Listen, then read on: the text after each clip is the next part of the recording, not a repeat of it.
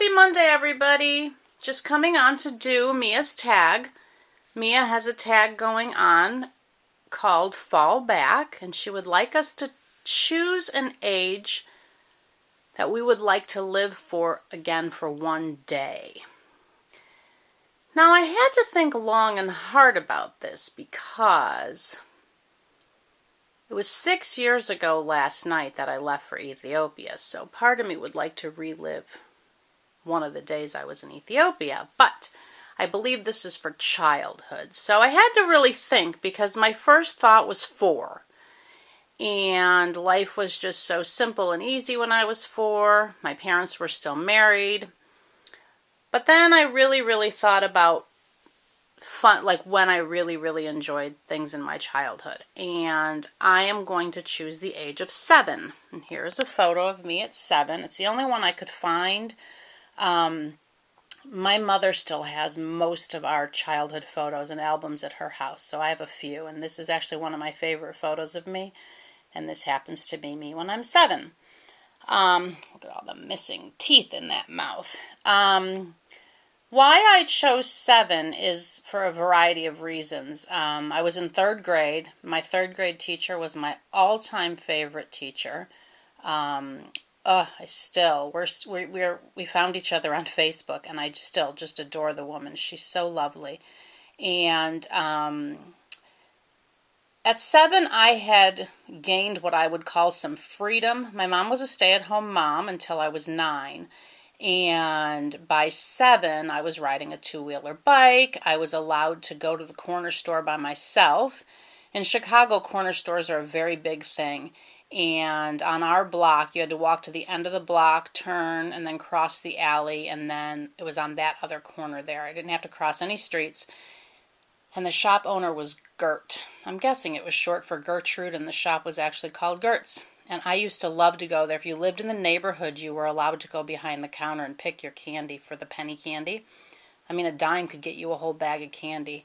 I used to love to go there, and she had pickles in a barrel, and she had popsicles like root beer and banana.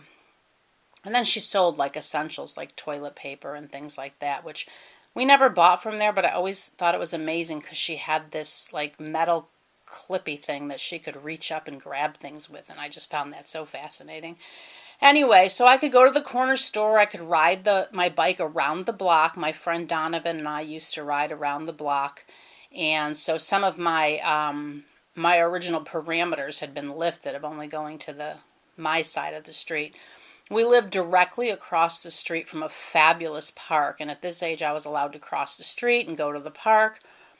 And so I was very independent by this stage, and I've always been a huge fan of autonomy. So the other thing is 7 was the year I got my lemon twist, and yes, I still have it.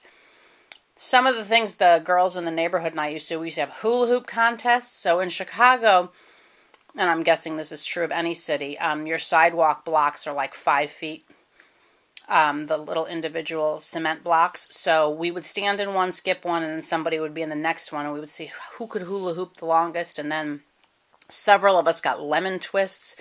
So we did the same thing with lemon twists. I no longer have my original hula hoop, but it was red, white, and blue, and it had the little things inside, so it went shk, shk. I did not like the quiet ones. I like that. And this actually, in my head when I was little, I used to imagine there were lemon seeds in there, but I'm sure they're just rocks of some sort. Anyway, so I got my lemon twist that year, and I still have my favorite record. And my favorite song was Puff the Magic Dragon, and I would listen to it over and over. Now, I know children of this generation at 7 have, much more advanced taste in music, but at 7, I loved Puff the Magic Dragon.